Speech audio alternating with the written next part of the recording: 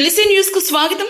Kandukur project వలేట్వారేపాలెం 2 సెక్టార్లో పోలినేని చెరువు anganwadi centre నందు సిడిపిఓ కె ఉషారాణి మేడం సూచనల మేరకు సూపర్వైజర్ కె సునీత అధ్యక్షతన 8వ రాష్ట్రీయ పోషణ మాహ్ కార్యక్రమంలో భాగంగా సుపోషిత్ భారత్ సక్షం భారత్ ఆరోగ్యవంతమైన మహిళ శక్తివంతమైన కుటుంబానికి బలమైన పునాది అని ఈరోజు ఈసీసీఈ డే అనగా early child care and education గురించి వివరించడమైంది.